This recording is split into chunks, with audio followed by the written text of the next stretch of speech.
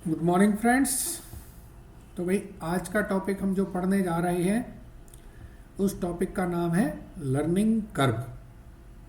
ठीक है, ये ऑपरेशनल रिसर्च का टॉपिक है। टॉपिक का नाम है लर्निंग कर्व।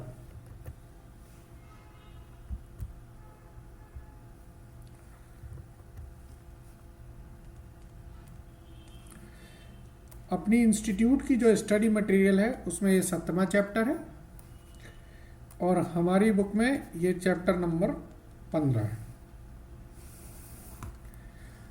तो सबसे पहले हम समझेंगे लर्निंग कर्व होता क्या है, बेसिक क्या है इसकी, क्यों पढ़ना चाहते हैं हम, क्या रीज़न है। थोड़ी सी मैं इसमें एक थ्योरी पढ़ाऊंगा आपको, उसके बाद हम लोग इसको आगे बढ़ेंगे।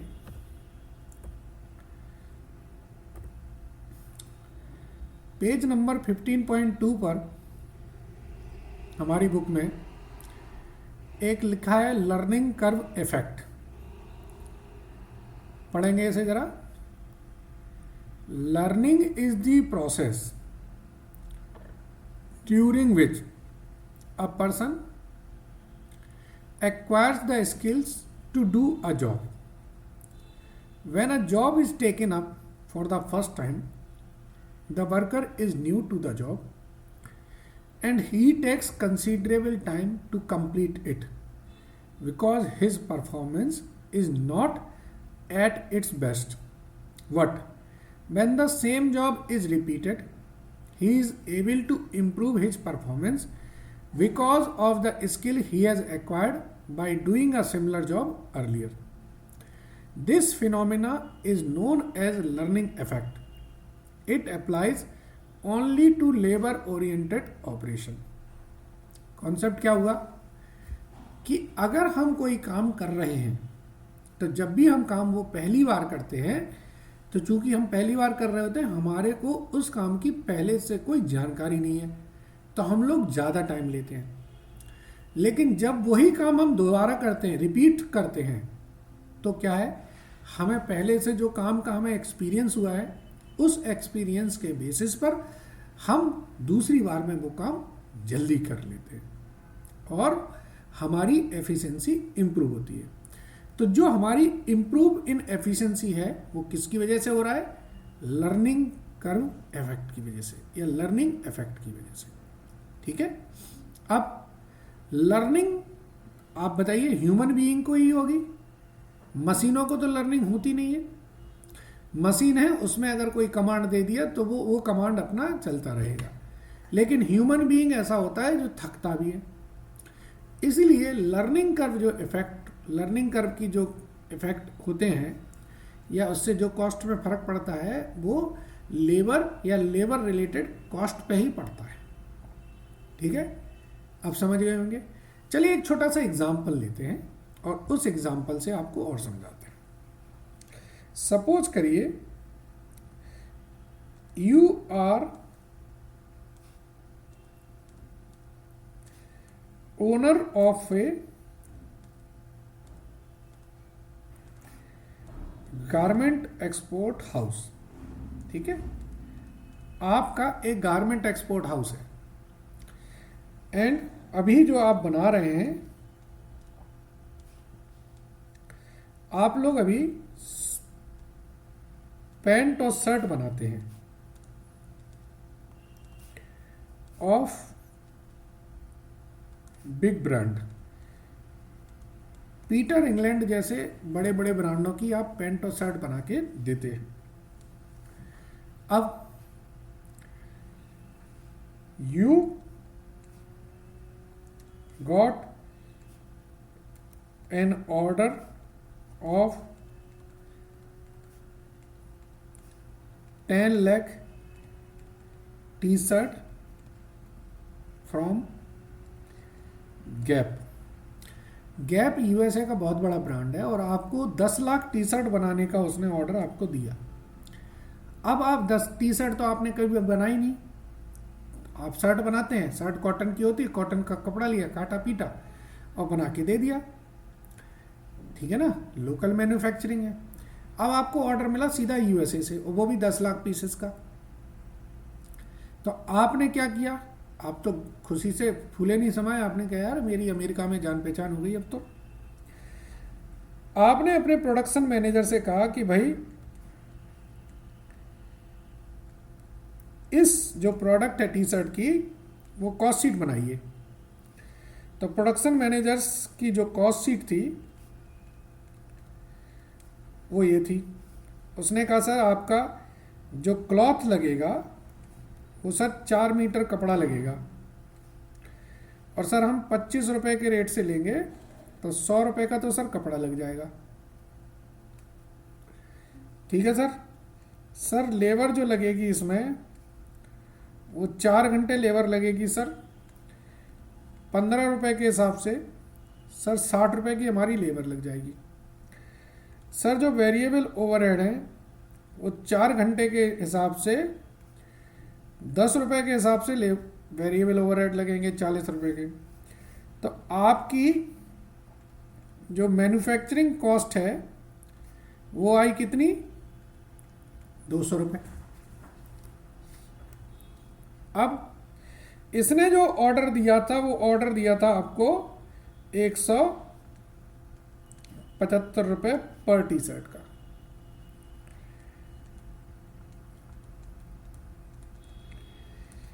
ठीक है, चलिए। तो आपके पास जो ऑफर है उसके हिसाब से 175 रुपये है, तो लॉस हो रही है आपको कितनी, 25 रुपए की। प्रोडक्शन मैनेजर का व्यू क्या है,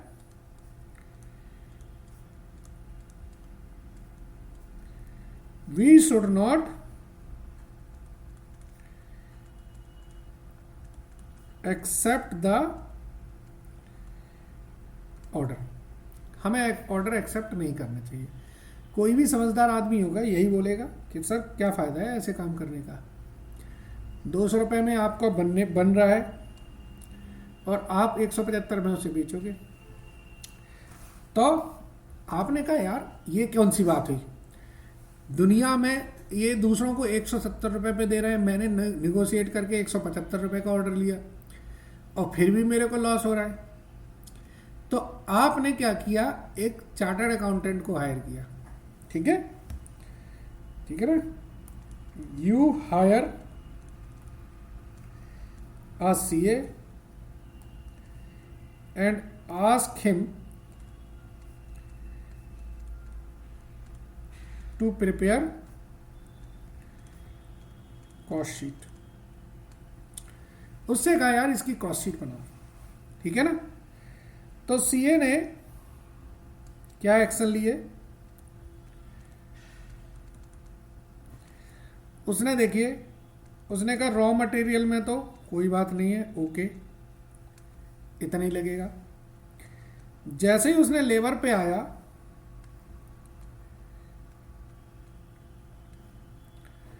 तो उसने लेबर के लिए, जो टेलर होता है ना, उससे पूछा कि यार आपको 4 घंटे क्यों लग रहे हैं, शर्ट तो आप 1 घंटे में बना देते हो, तो टी शर्ट में 4 घंटे क्यों लग रहे हैं। तो जो टेलर था, टेलर ने बोला sir I am making tea shirt first time. इस लाइन को जरा ध्यान दीजिए।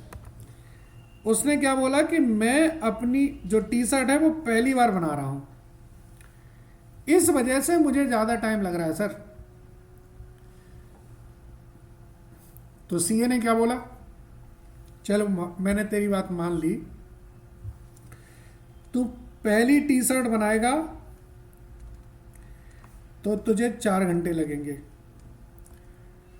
ठीक है ना। दूसरी टी शर्ट में, तो दूसरी टी शर्ट में छूटते ही बोला सर मैं 3 घंटे में बना दूंगा सर। तीसरी टी शर्ट में सर 2.5 घंटे तो बना ही दूंगा, 2.5 घंटे में। चौथी टी शर्ट सर 2 घंटे में बना दूंगा। पांचवी टी शर्ट तो सर उसने कहा 2 घंटे तो सर लगेंगे, क्योंकि इनकी एक्स्ट्रा लार्ज लार्ज कई वेराइटीज की होती है सर, 2 घंटे से कम में नहीं बन पाएगी। तो सीए ने कहा ठीक है, ओके, 2 घंटे मान लिया। तब उसने जाके अपने ओनर को बताया कि बॉस तुम्हारा बंदा तो 2 घंटे में बना सकता है, तुमने 4 घंटे ले लिए, गलत कैलकुलेशन करी। तो अब जो सीए ने कॉस्ट शीट बनाई,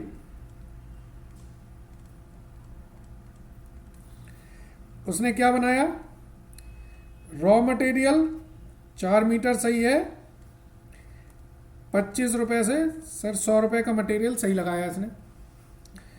जो लेबर लगाई थी सर, अब वो लगाई आप 2 घंटे के हिसाब से, और जो वेरिएबल ओवरहेड होंगे वो भी 2 घंटे के हिसाब से होंगे। तो आपकी जो मैन्युफैक्चरिंग कॉस्ट आई वो कितनी आई, 150 रुपये। ऑफर कितने का है, 175 रुपये का। तो प्रॉफिट कितना हुआ, 25 रुपये पर पीस। अब देखिए फर्क पड़ गया, प्रोडक्शन मैनेजर कह रहा है 25 रुपये लॉस है, और सीए ने क्या बोल दिया, 25 रुपये का प्रॉफिट है। सीए ने 25 रुपये का प्रॉफिट क्यों बताया, सीए ने 25 रुपये का प्रॉफिट इसलिए बताया क्योंकि वो सीए, अब जब सीए फाइनल का एग्जाम दे रहा था तो उसने लर्निंग कर्व चैप्टर पढ़ा था बीएल चक्रवर्ती सर से, ठीक है। चलिए, तो इस तरीके से लर्निंग कर्व के कॉन्सेप्ट से हमारी कॉस्ट रिड्यूस हुई। तो रिकमेंडेशन क्या थी,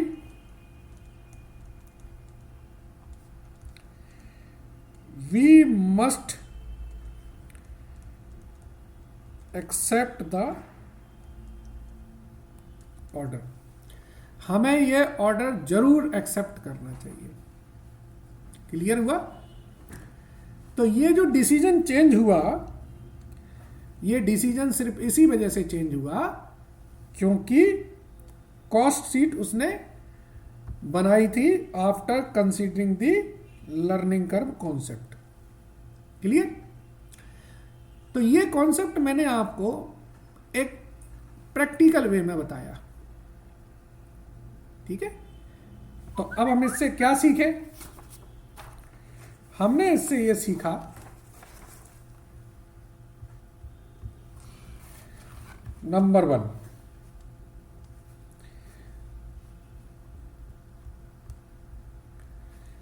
learning curve apply on labor and labor related cost. Learning curve not apply on machine, ठीक है। Learning curve apply for the first time work, ऐसे काम पर अप्लाई करते हैं जो पहली बार कर रहे हैं। यानी कि लर्निंग कर्व नॉट अप्लाई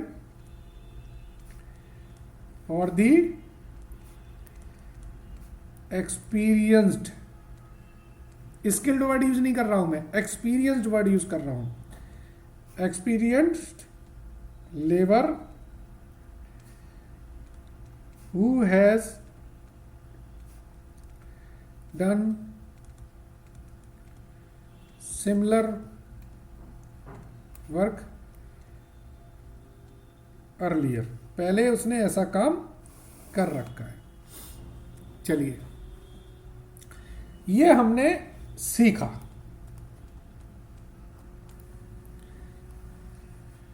ठीक है।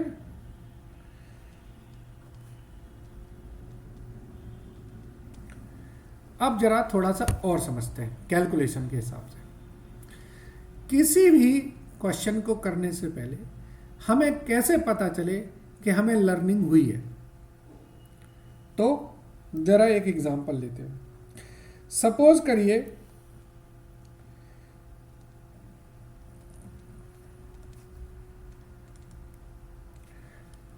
मैंने एक यूनिट बनाई है 10 घंटे में। तो मुझे कैसे पता चले कि मैंने लर्निंग की है?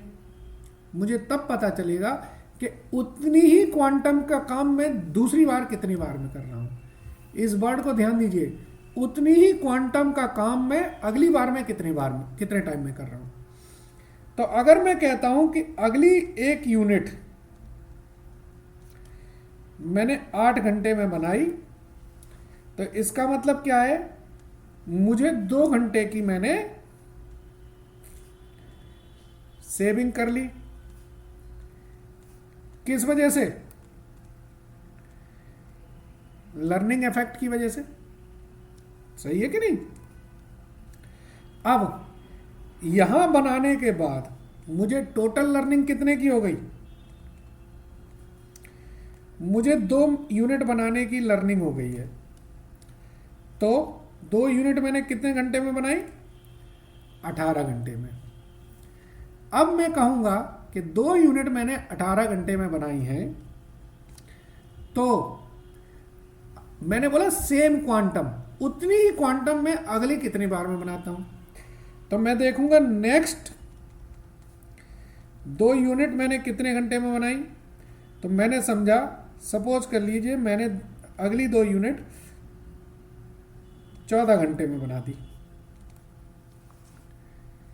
तो यानी कि मैंने 4 घंटे की सेविंग कर ली। फिर मैं देखूंगा कि अब मुझे 4 यूनिट की लर्निंग हो गई है।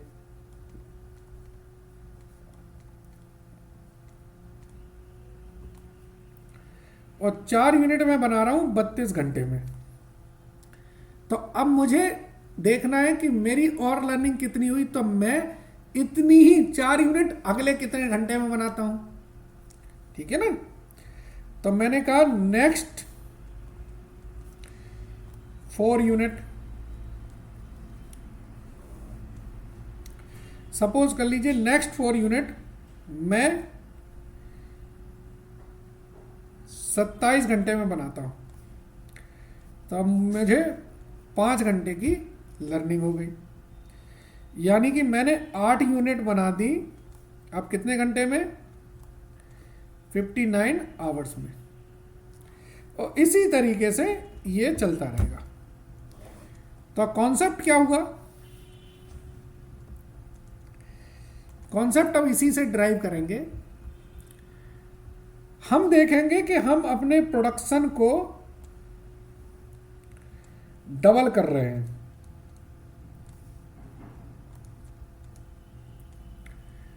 डबल का मतलब है दुगना कर रहे हैं। तो दुगने करके हम ये देख लेते हैं कि जितना काम हमने पहले किया था उतना ही काम अगली बार हमने कितना कर लिया। ठीक है? तो हम कहेंगे कि भाई 2 यूनिट हमने 18 घंटे में बनाई। अगली 2 यूनिट मैंने 14 घंटे में बनाई। यानी कि टोटल 4 यूनिट मैंने 32 घंटे में बनाई। तो मैं इसी डाटा को यूज करूंगा अपने प्रोडक्शन को डबल कर करके, और फिर इस डाटा को यूज करके मैं अपनी इंक्रीमेंटल लर्निंग निकालूंगा। बताता हूं कैसे।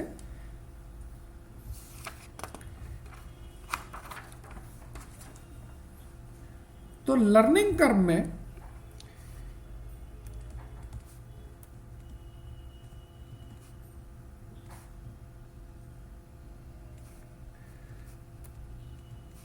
वी हैव टू प्रिपेयर, हमें 2 चीजें बनानी होंगी। एक तो उस कहते हैं स्टेटमेंट ऑफ लर्निंग कर्व, और दूसरा बनता है हमारा statement of cost. Statement of cost में कोई खासियत नहीं है, ये हम बचपन से पढ़ते आ रहे हैं, जब से हमने कॉस्ट पढ़ना शुरू किया है। तो मेन इंपॉर्टेंट है हमारा statement of learning curve. Statement of learning curve कैसे बनता है समझ लें।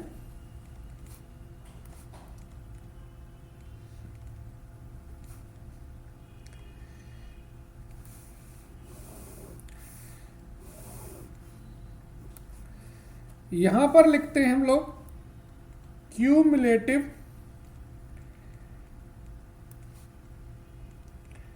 प्रोडक्शन, और यहां पर लिखते हैं हम लोग एवरेज टाइम पर यूनिट। यहां पर लिखते हैं हम लोग टोटल टाइम, और यहां पर फिर लिखते हैं हम लोग इंक्रीमेंटल टाइम।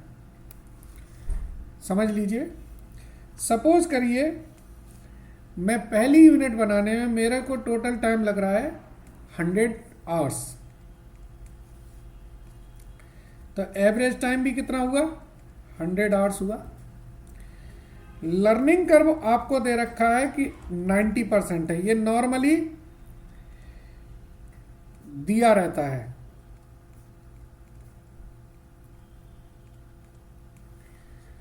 तो जो लर्निंग कर्व 90% है ये हमेशा अप्लाई होता है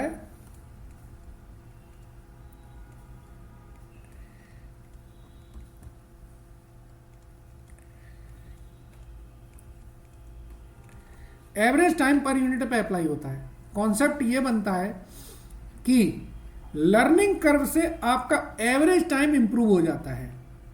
देखो जरा, मैंने पिछले पेज में समझाया था, यहां पर मेरा एवरेज टाइम कितना आ रहा था, यहां पर आ रहा था मेरा एवरेज टाइम 9 घंटे पर यूनिट आ रहा था कि नहीं, और यहां पर कितना हो गया वो 8 घंटे पर यूनिट। तो जो ये 1 घंटे का आया है, ये 1 घंटे की जो सेविंग हुई है पर यूनिट में, ये मेरी लर्निंग की वजह से हुई है। तो जब आपको लर्निंग कर्व रेशियो दे रखा होगा तो आप क्या करेंगे, इस प्रोडक्शन को आप डबल करते जाएंगे और इसमें आप लर्निंग कर्व से मल्टीप्लाई करते जाएंगे। आप फिर से प्रोडक्शन डबल करिए और फिर से लर्निंग कर्व से मल्टीप्लाई करिए।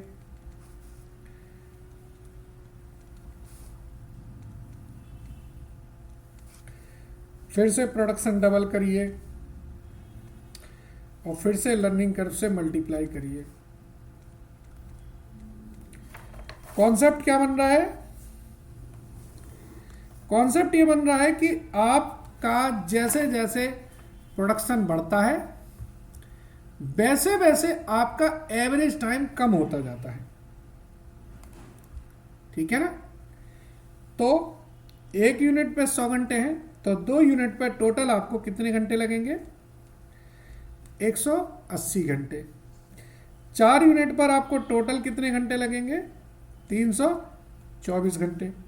और 8 यूनिट पर कितने घंटे लगेंगे 8 सत्ते 56, 560, 576,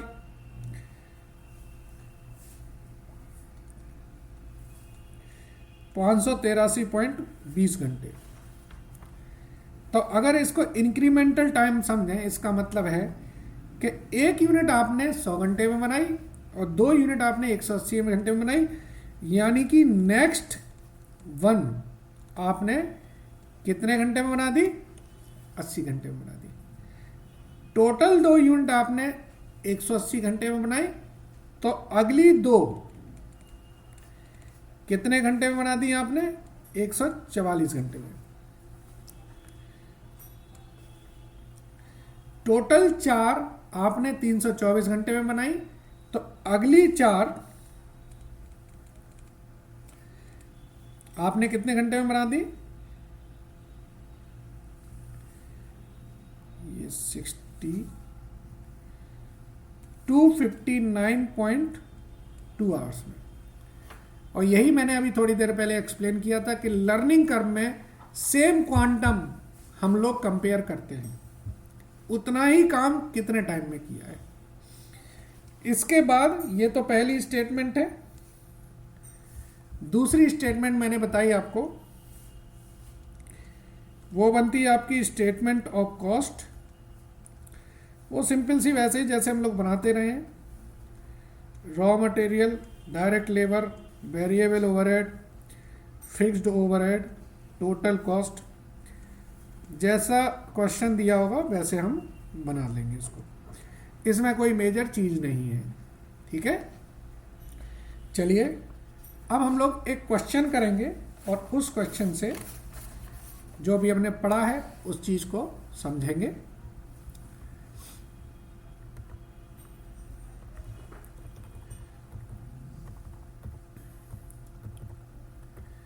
हमारी बुक में आप P3 क्वेश्चन पढ़ेंगे, जरा एक बार पढ़ ले अच्छी तरह से। A company manufactures specialized equipment, direct labour required to make the first equipment is 2000 hours. ये लाइन आप अंडरलाइन कर लीजिए, और जब भी आप लर्निंग कर्व का क्वेश्चन कर रहे हो, पहली यूनिट में कितना टाइम लग रहा है ये आपने ढूंढ के निकाल ही लेना है, ठीक है। चलिए, learning curve is 80%, direct labour cost is ₹4 per hour, direct material needed for one equipment is 7200 and fixed overhead is ₹32,000. Using the learning curve concept, calculate the expected average unit cost of making 4 equipment, 8 equipment. ये दूसरा question है, इसको हम थोड़ा बाद में करेंगे, ठीक है। तो अब हम कर रहे हैं P3 क्वेश्चन। इसमें हमको लर्निंग कर्व कितना दिया है जरा देख ले। लर्निंग कर्व है 80%। तो सबसे पहले हम बनाएंगे स्टेटमेंट ऑफ लर्निंग कर्व, ठीक है। पहला कॉलम क्यूमुलेटिव प्रोडक्शन, दूसरा column average time per unit, तीसरा कॉलम टोटल टाइम, और चौथा इंक्रीमेंटल टाइम, ठीक है। तो पहली यूनिट बनाने के लिए टाइम कितना लग रहा है? 2000 घंटे। तो पहली यूनिट बनाने के लिए जो टाइम लग रहा है वो है 2000 घंटे। तो एवरेज टाइम पहली यूनिट का कितना आएगा? 2000 घंटे। प्रोडक्शन डबल करें तो ये 2 हो जाएगा, और इसमें हम लोग 80% से करेंगे तो एवरेज टाइम आ जाएगा 1600।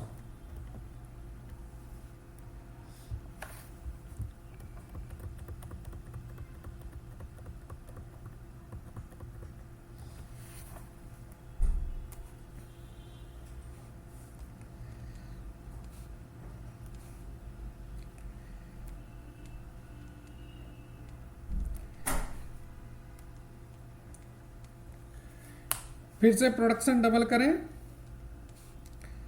तो ये 4 हो जाएगा, और इसका 80% करेंगे तो ये आ जाएगा आपका 1280। फिर से प्रोडक्शन डबल करें, ये डबल करते चले जाएंगे तो ये हो जाएगा 8। तो इसका 80% करेंगे तो ये हो जाएगा 1024, ठीक है। क्वेश्चन में हमसे पूछा गया था कि 4 मशीन और 4 इक्विपमेंट और 8 इक्विपमेंट के लिए हमें बनाना है कॉस्ट शीट। तो हमने 8 के लिए लर्निंग कर्व निकाल लिया। अब हम देखेंगे इसकी कैलकुलेशन। 2 इंटू 1600 टोटल टाइम कितना आएगा, 3200 आवर्स। 4 इंटू 1280 ये आ जाएगा 5120 आवर्स। एंड 8 इंटू 1024 ये आ जाएगा हमारा 8192 आवर्स। चलिए अगला हम क्या बनाएंगे, हम बनाएंगे स्टेटमेंट ऑफ कॉस्ट।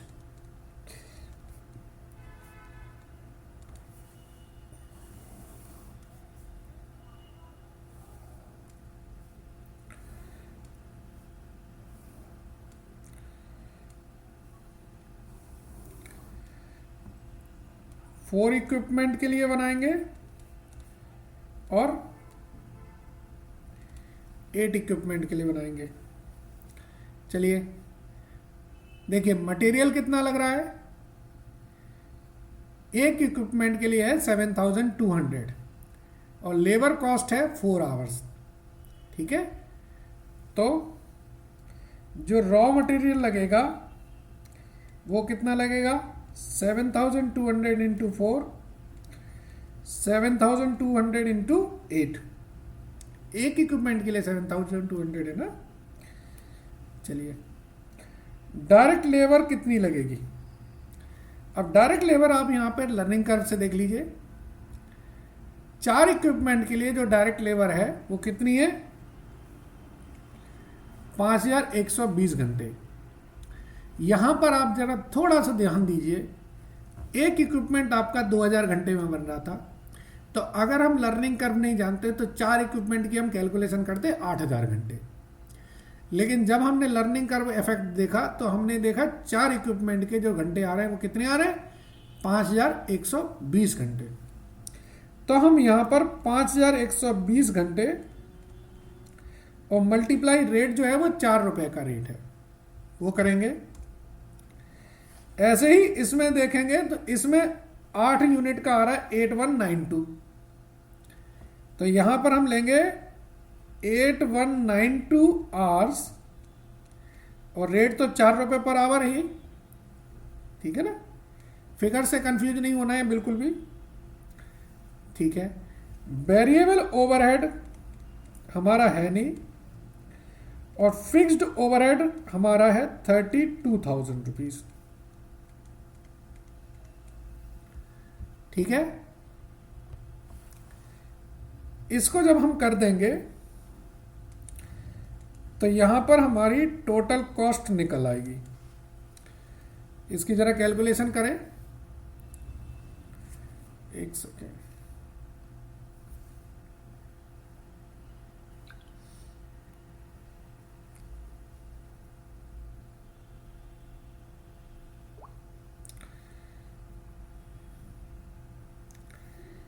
पहले वाले का टोटल आएगा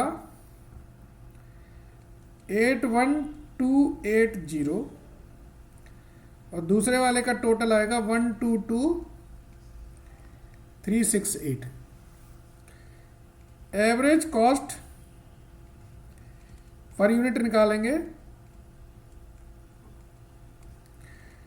तो ये आएगी 20,320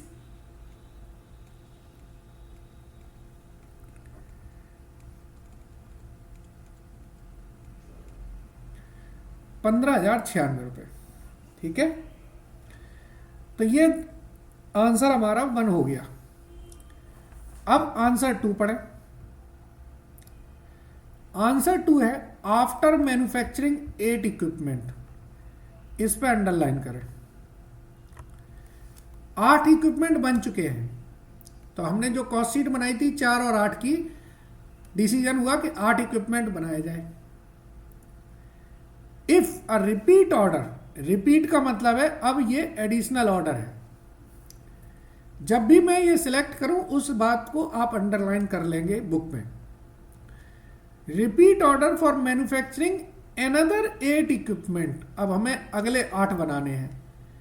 तो अब देखिए यहां पर थोड़ा सा ध्यान दीजिए, 8 तो हम बना चुके हैं और अगले 8 बनाने हैं। तो लर्निंग कर्व की जो स्टेटमेंट है उसमें टोटल प्रोडक्शन कितना हो जाएगा? एग्जैक्टली 8 पहले बन चुके हैं और 8 और बनाने, यानी कि 16।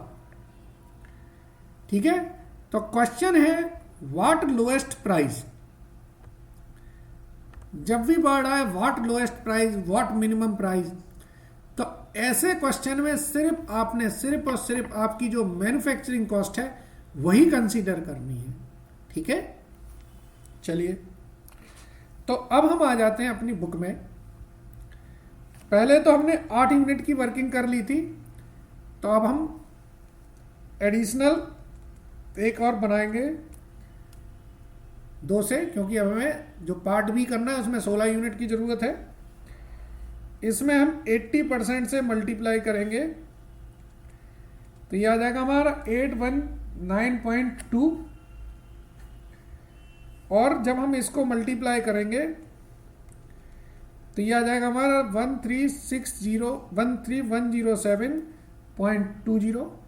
अब देखिए 8192 घंटे तो आपने कॉस्ट शीट में ले लिए, तो अगली 8 यूनिट, नेक्स्ट 8 यूनिट आपकी कितने घंटे उसमें बन गई हैं? बिल्कुल सही है, 13107.2 माइनस 8192, यानी कि इसमें जो टाइम लगा आपका वो लगा 4915.20 घंटे। ठीक है ना, अगली 8 यूनिट आपकी सिर्फ 4915 घंटे में बन गई। तो अब हम जब स्टेटमेंट ऑफ कॉस्ट बनाएंगे नेक्स्ट 8 यूनिट के लिए, तो यहां पर ध्यान दीजिए रॉ मटेरियल में तो कोई चेंज नहीं होना है। डायरेक्ट लेबर आवर में कितने लगेंगे?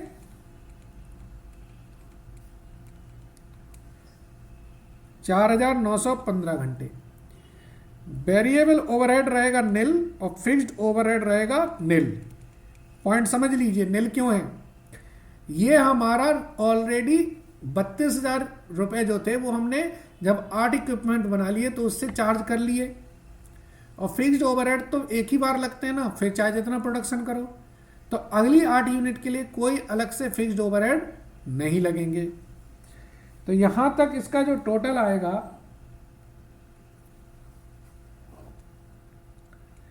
वो आएगा 77260.8, और जब हम एवरेज निकालेंगे तो 77260.8 डिवाइडेड बाई 8, तो इसकी वैल्यू आएगी 9657.60। ठीक है, कैलकुलेशन वर्क है, चेक कर लेंगे आप लोग। चलिए सर, तो हमने P3 क्वेश्चन देखा, और ये P3 क्वेश्चन यही कॉन्सेप्ट हमारे एक बेसिक कॉन्सेप्ट है लगना है। कॉन्सेप्ट क्या है कि जैसे जैसे हमने प्रोडक्शन बढ़ाते गए हमारा एवरेज टाइम कम होता गया, और पर यूनिट टाइम हमारा जैसे कम होता जाएगा, यानी कि ये कम क्यों हुआ? लर्निंग कर्व की वजह से हुआ।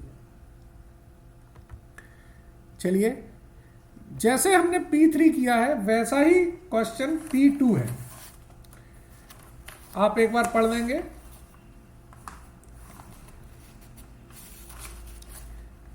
ठीक है ना, आप एक बार पढ़ लेंगे P2।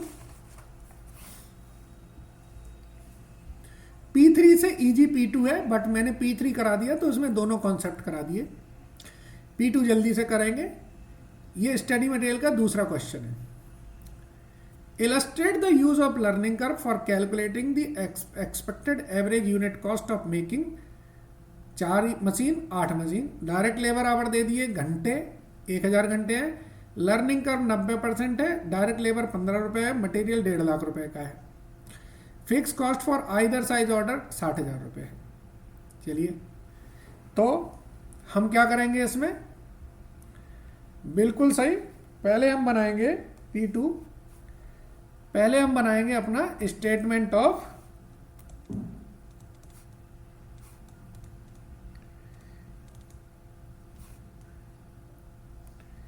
Learning curve.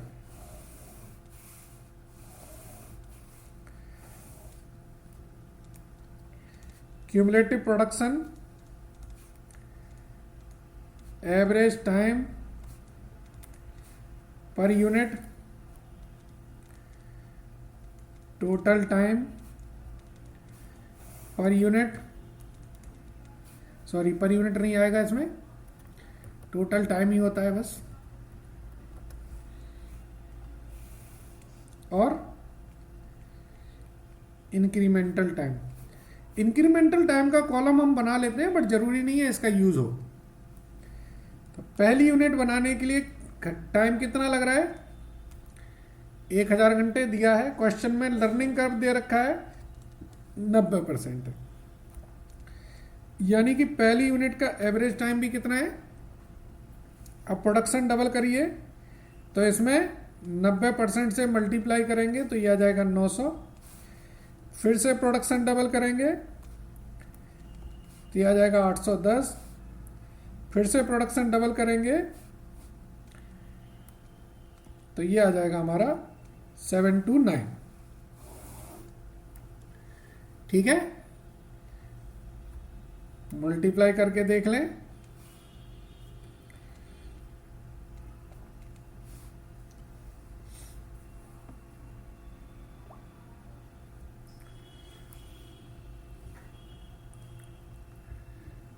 हमें इसमें कोई रिपीट ऑर्डर है क्या? रिपीट ऑर्डर नहीं है, सिर्फ 8 यूनिट तक ही बनानी है।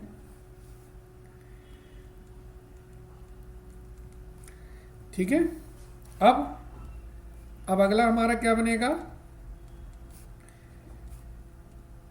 Statement of cost.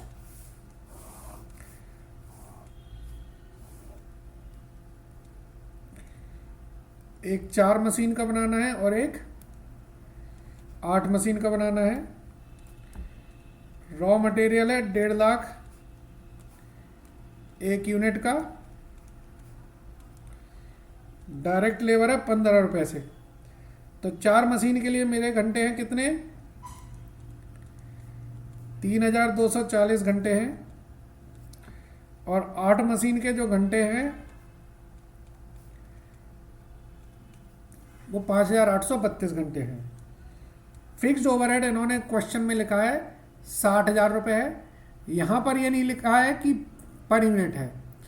इंस्टीट्यूट ने ये 60,000 रुपये पर यूनिट माना है और मैंने इसको 60,000 रुपये टोटल माना है, क्योंकि जब तक हमें स्पेसिफिकली नहीं दिया हो हम वही मानेंगे। तो ये 60,000 रुपये, मैंने कहा कि कोई भी साइज का ऑर्डर हो 60,000 रुपये है। अगर हम इसको पर यूनिट मानेंगे तो हमारा आंसर इंस्टीट्यूट के आंसर से मैच कर जाएगा। तो कैलकुलेशंस पे नहीं मतलब हमें अरिथमेटिकल एक्यूरेसी नहीं देखनी है, हमें कॉन्सेप्ट देखना है। टोटल कॉस्ट मेरी कितनी आई, इसकी आएगी 7,08,600 और इसकी आएगी 13,47,480। अगर हम एवरेज निकालेंगे तो ये 1,77,150 और 1,68,435। ठीक है, तो ये सिंपल सा ही क्वेश्चन था P3 के जैसा। P3 में चूंकि एक एडिशनल कॉन्सेप्ट था इसलिए वो हमने उसको करा दिया।